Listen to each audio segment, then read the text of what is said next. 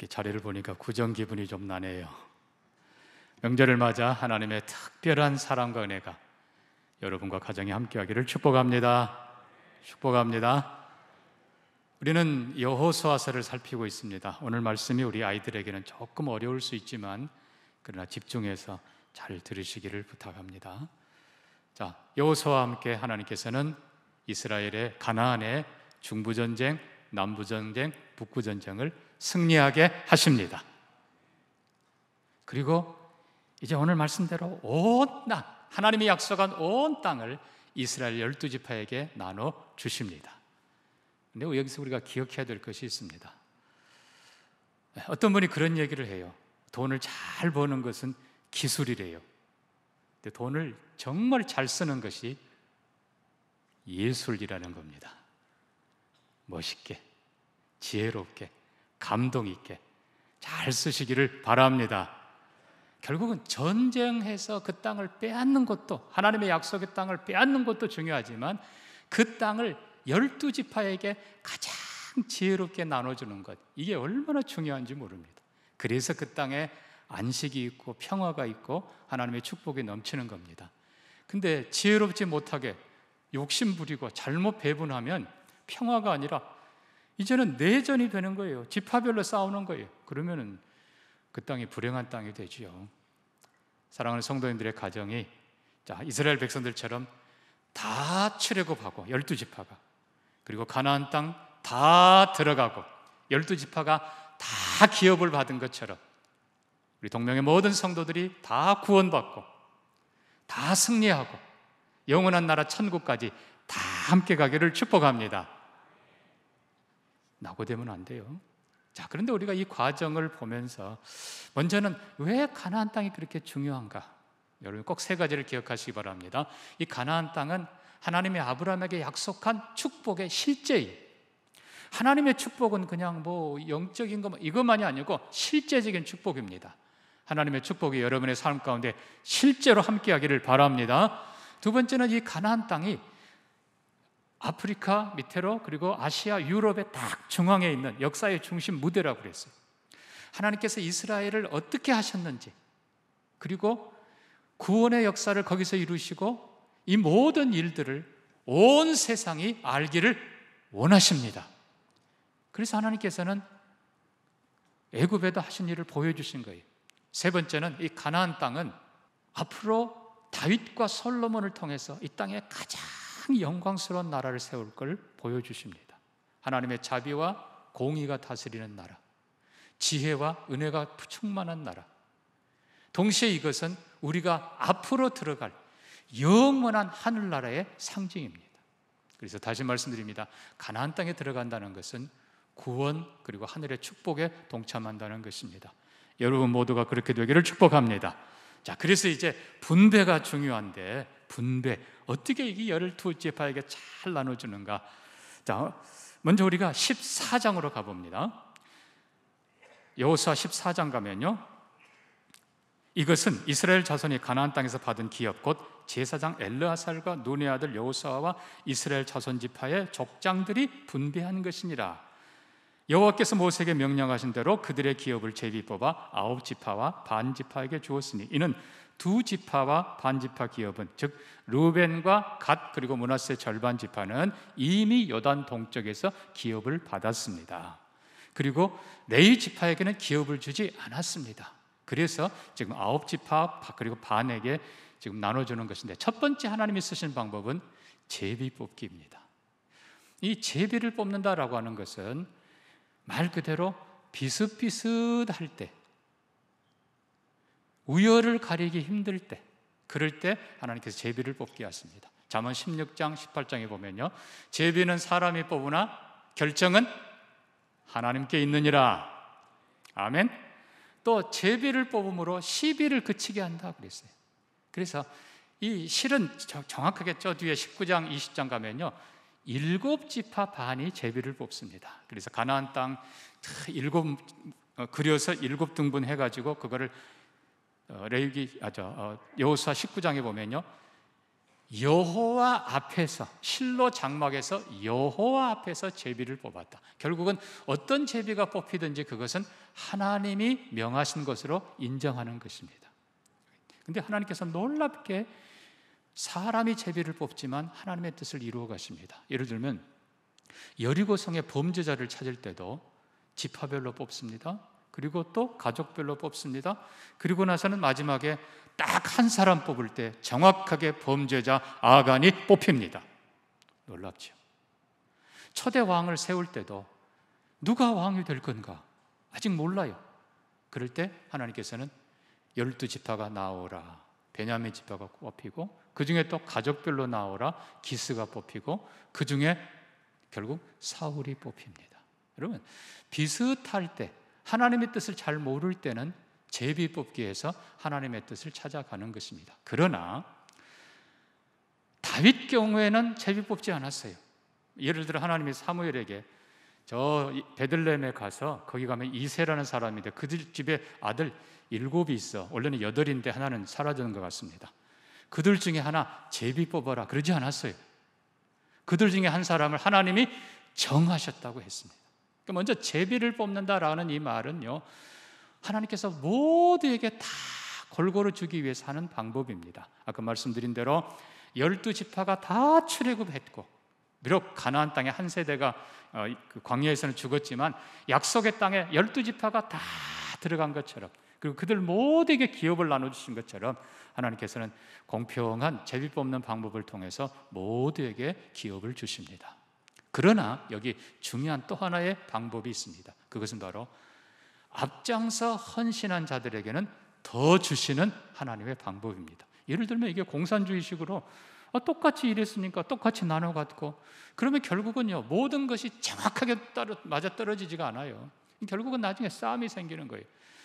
모두가 복을 받는 건 사실이지만 그보다 하나 더 중요한 것이 바로 탁월한 헌신자들에게는 수고한 만큼 배려하는 것입니다. 자, 14장으로 다시 돌아갑니다. 아까 9지파 반에게 제비를 뽑아 나눠줬다 그랬는데, 자, 중요한 것은 이제 6절부터 14장 6절 보면은 유다 자손 중에 갈렙이 나와서 여호수아에게 말합니다. 자, 갈렙은 누굽니까? 여호수아와 함께 지금껏 40년 동안, 아니 정확히 45년 동안 앞장서 전쟁을 치러온 사람이고 여호수아에게 최고의 협력자였습니다. 그리고 또 하나는 유다 지파였어요. 유다 지파는 이스라엘이 광야 행진할 때도 맨 먼저 갔고, 전쟁할 때도 유다가 먼저 갈지니라, 언제나 유다가 맨 먼저 갔고, 그리고 특별히 유다 지파의 지휘자가 누구예요? 갈렙이에요. 갈렙이 헌신을 다해서 맨 앞장섰습니다. 그리고 마지막에 좀 6절에도 보면요, 14장 6절에도 보면 갈렙이 나와서 지난 45년 동안 내가 충성을 다했습니다. 하나님께 그리고 당신에게. 지금 내 나이 85세지만 아직도 건강합니다. 하나님이 내게 함께 하시는 걸 내가 믿습니다. 내가 요청이 있습니다. 뭡니까? 저 헤브론 산지를 내게 주십시오. 여호수아가 갈렙을 축복하면서 보냅니다. 결국은 갈렙이 헤브론 산지를 점령하고 거기 머뭅니다. 자, 우리가 지난번에 이스라엘의 전쟁의 그 3번을 봤습니다. 중부전쟁, 남부전쟁, 그리고 북부전쟁. 결국 남부전쟁의 궁극적인 목표가 어디였습니까? 헤브론과 예루살렘이었습니다. 그러니까 남부 지역을 앞장서 일한 큰 땅을 유다가 기업으로 받습니다. 근데 그 중에서도 산지, 아직도 적들이 있는 곳이지만 그 산지 헤브론을 향해서 갈렙이 내가 저거 차지하겠습니다. 여호수아의 축복을 받고 나아가서 그의 조카 온니엘과 함께 헤브론을 점령합니다. 자, 헤브론이 왜 중요하다고요? 남부 전쟁의 궁극적인 목표였습니다. 왜요? 바로 이 헤브론의 막벨라 굴, 아브라함과 이삭 그리고 야곱, 그들의 조상들이 묻혀있던 묘실이 거기 있었고, 조상들이 특별히 아브라함이 엄청난 거금을 주고 샀던 바로 그 땅이 거기에 있기 때문입니다. 결국은 유다는 영적 장자로, 실제 장자는 르우벤이지만 르우벤은 자기 욕심 차려서 가나안 땅에 들어오기도 전에 맨 첫 번 점령지 차지하고 거기 자기 땅을 만들어 버렸어요. 그러나 진짜 장자 유다는 모든 일에 앞장서고, 그리고 갈렙이 최후까지 85세 나이에도 헌신하고 조상들의 유적이 있는 곳 헤브론을 점령한 것입니다. 앞장선 유다 지파에게, 그리고 끝까지 충성한 갈렙에게 더 많은 기업을 줍니다. 여러분, 우리 가운데도 탁월한 헌신자들이 많이 일어나기를 축복합니다. 그리고 나서 조금 이따 지나가면요, 17장 가면은 요셉 지파가 또 여호수아에게 나옵니다. 결국 요셉 지파라는 건 에브라임과 므낫세 두 아들이에요. 근데 나와서 여호수아에게 말합니다. 우리에게는 두 몫을 줘야 됩니다. 왜요? 과거에 요셉의 공로를 인정해서 야곱이 요셉은 두 지파 몫을 주라고 약속을 했어요. 그래서 우리가 결국 에브라임과 므낫세를 다시 보면은 여호수아 자신이 에브라임 지파예요. 중요한 것은 므낫세는 요셉의 장자입니다. 비록 리딩 트라이브, 앞선 지파로는 동생인 에브라임이 앞서갔지만 실제로 기업은 요셉의 장자 므낫세가 두 몫을 차지합니다. 왜요?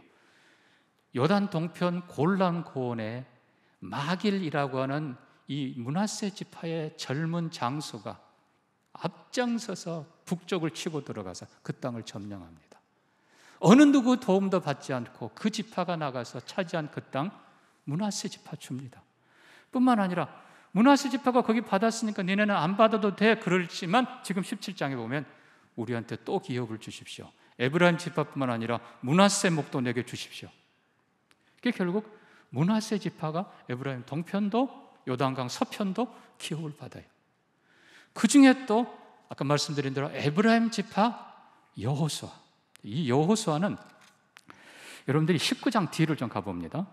19장 뒤에 보면 49절에 이스라엘 자손이 그들의 경계를 따라서 기업의 땅 나누기를 마치고 자기들 중에서 눈의 아들 여호수아에게 기업을 주었으니 여호와의 명령대로 여호수아가 요구한 성읍 에브라임 산지 딥낫 세라를 그에게 주었더니 여호수아가 그 성읍을 건설하고 거기 거주했다. 자, 여호수아가 에브라임 지파라고 그랬습니다. 근데 실은 에브라임 지파가 큰 기업은 받지는 않습니다. 그러나 이 가나안 전쟁에 가장 앞장서 수고한 사람이 바로 여호수아입니다. 한편으로 생각하면 여호수아는 모든 지파에게 기업을 다 나눠준 맨 후에 자기 몫을 받습니다. 한편 생각하면 대단한 양보의 마음이지만 또 다른 한편으로는 지금껏 수고한 여호수아에게 당신이 원하는 땅을 가지십시오 하고 모든 백성들이 그를 존중해 주는 것이 되는 것입니다. 자, 어쨌든 여호수아가 차지한 데가 어딘가? 이게 딥낫 세라라고 그랬는데 도대체 여기가 어딘가? 여호수아서 마지막 장으로 가봅니다. 24장 맨 끝에 가면요 29절부터 이렇게 되었습니다. 이 일 후에 여호수아의 종 눈의 아들 여호수아가 110세에 죽음에 그들이 그를 그의 기업의 경내 딥낫 세라에 장사했으니 쭉 내려가서 32절 또 이스라엘 자손이 애굽에서 가져온 요셉의 뼈를 세겜에 장사했으니 이곳은 야곱이 베크시타를 주고 세겜의 아버지 하몰의 손에서 산 밭이라. 자, 그럼 결론이 이렇게 됩니다. 제가 아까 남부 전쟁의 궁극적인 목표가 헤브론이라고 했는데 이 헤브론은 야곱의 실제적인 법적인 장자, 영적인 장자 유다 자손이 차지하고 그리고 갈렙이 헤브론을 차지했다고 했습니다. 헤브론을 정복했다고 했습니다. 그래서 남부 전쟁이 마지막 목표에 정점을 찍습니다. 자, 그러면 이 여호수아는 어떻게 했는가? 에브라임은 정중앙에 있는 땅을 받습니다. 그리고 그 안에 여호수아가 요구한 딥낫 세라가 있습니다. 자, 중부 전쟁의 목표는 뭐라고 했습니까? 세겜입니다. 세겜엔 뭐가 있었다고요? 아름다운 그리심산과 민둥산, 에발산이 있었다고 했습니다. 결국 이스라엘 백성들이 맨 처음에 여리고를 점령하고 그리고 아이성으로 굳이 가야 했던 이유가 뭔가? 그 길이 바로 세겜으로 향하는 길이기 때문에 그랬습니다. 세겜, 그리심산, 에발산에서 12지파가 양쪽으로 갈라서서 하나님의 말씀을 선포하고 온 백성이 아멘한 곳, 이 땅은 하나님의 말씀이 다스리는 곳, 바로 그 세겜의 마지막 정점이 딥낫 세라인 것입니다. 그리고 그 땅은 이미 오래전에 야곱이 엄청난 돈을 주고 또 사놨던 땅입니다. 자, 바로 그곳에 이스라엘 전체의 장자권은 유다가 가져갔습니다. 그리고 헤브론을 차지했어요. 그런데 이 요셉 지파, 실제로 이스라엘을 기근에서 살려내고 축복을 2배로 받은 요셉 지파는 큰아들 므낫세가 기업 남보다 2개를 받고, 그리고 둘째 아들 에브라임이, 이거는 리딩 트라이브라고 그럽니다. 인도자 지파로 수고를 많이 했는데 최고의 중심지 세겜을 받는 것입니다. 그러니까 중부 전쟁의 가장 중요한 핵심, 거기를 정복하는 것입니다. 그런데 재미있는 것이 또 하나 기록됩니다. 자, 19장 47절입니다. 그런데 단 자손의 경계는 더욱 확장되었다. 그러면 그런데라는 표현을 쓰면서 이스라엘 지파들에게 전부 다 땅을 나눠주었습니다. 그런데 이 단지파가 받은 땅은 유다와 그리고 에브라임 경계선에 있는 땅인데, 이 땅에는 아직도 아말렉이라는 강력한 족속들이 살고 있습니다. 그러니까 땅은 기업으로 받았는데 사사기 1장 보면요, 단지파가 오히려 밀려서 산지로 쫓겨갑니다. 다른 데는 오히려 그냥 다른 지파들이 그냥 그들을 정복하고 뭐 일을 시켰더라 막 이렇게 가는데, 단지파는 정반대로 밀렸어요, 오히려. 그러다 보니까 갈 데가 없어요. 그래서 그 중에 상당수 절반이 위쪽으로 올라갑니다. 자, 이렇게 47절 다시 보면요, 단 자손의 경계는 더욱 확장되었으니 이는 단 자손이 올라가서 좀 북쪽으로 올라갑니다. 근데 형제들 기업을 뺏을 수는 없잖아요.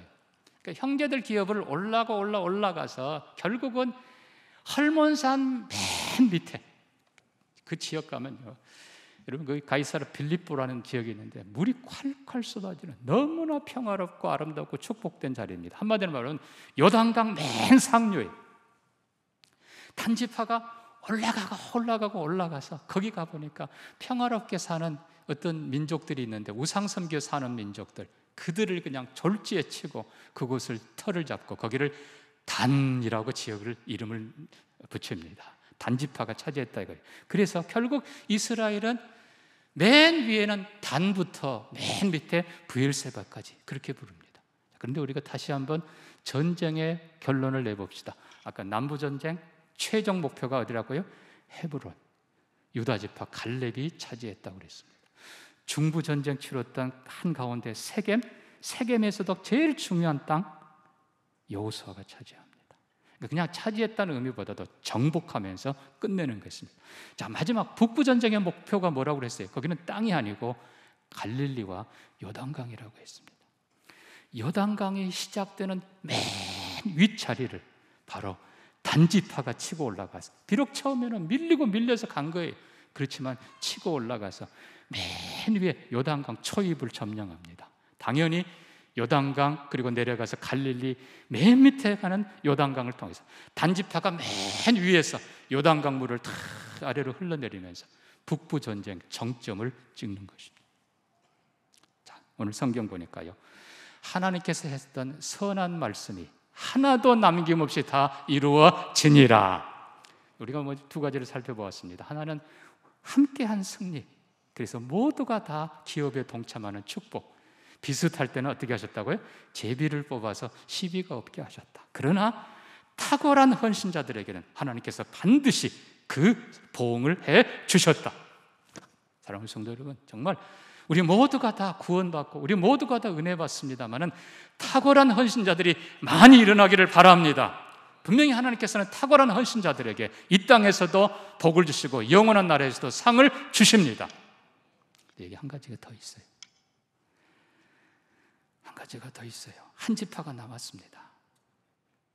결국 요셉을 하나로 치면 12지파지만 요셉을 둘로 치니까, 그의 아들 므낫세, 에브라임 둘로 치니까 원래는 13지파가 되는 거예요. 나눠주지 않은 한 지파가 있습니다. 그게 바로 레위 지파입니다. 자, 오늘 20장을 펴옵니다.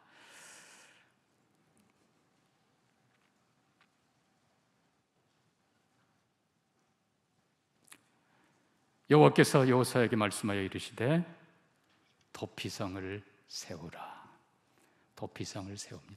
여러분, 이제 그 전에 여러분이 기억해야 될 건 민수기 31장에 보면 모세가 여호수아를 통해서 전쟁을 치릅니다.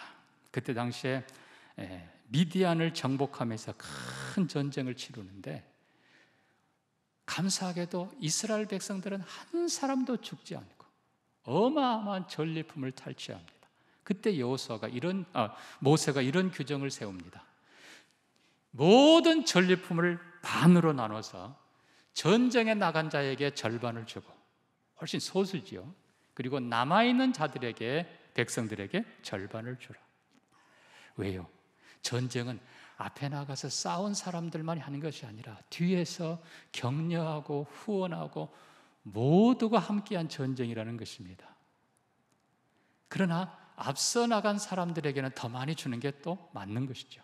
그래서 전쟁에 나간 사람들, 각 지파별로 1000명씩 나갔습니다만 그들에게는 모든 전리품의 절반을 주고 나머지는 또 백성들에게 주는데, 그 다음에 중요한 건, 그러나 전쟁은 여호와가 하신 것이라. 전쟁은 하나님이 하신 거예요. 여호수아의 모든 전쟁 하나님이 하신 거예요. 그래서 전리품, 전쟁에 나갔던 자들은 500분의 1을 하나님께 드릴지니라. 그리고 남아있는 백성들은 50분의 1을 하나님께 드릴지니라. 모세가 그렇게 가르쳤어요. 후에 다윗 때도 그랬습니다. 전쟁에 나간 자나 있는 자나 다 함께 승리한 자다. 우리는 함께 나눠야 된다. 나간 자는 조금 더 많이 받는 건 사실입니다. 자, 어쨌든 이스라엘 가나안 땅 전체가 다 하나님이 약속한 땅이고, 여호수아를 통해 온 백성이 함께 전쟁하고 얻은 땅이지만 하나님이 승리하게 하셨습니다. 요단을 건너게 하신 분도 하나님이시고, 여리고 무너지게 하신 분도 하나님이시고, 연합군 깨뜨린 분도 하나님이시고, 해를 중천에 멈추게 하시고, 그리고 하늘에서 우박을 쏟아부어서 이스라엘로 승리하게 하신 분이 하나님이십니다. 그래서 마지막 결론은 도피성, 요단강을 중심으로 동편의 셋, 그리고 서편의 셋, 6개 성읍을 구별하여 대제사장 엘르아살에 특별 관리하여 두라. 그리고 이스라엘 경내에 부지 중에 살인한 자, 그들을 도피하게 하여 대제사장이 죽기까지 거기서 보호를 받게 하라. 여러분, 도피성 이 제도는 세상 어디에도 없는 제도입니다.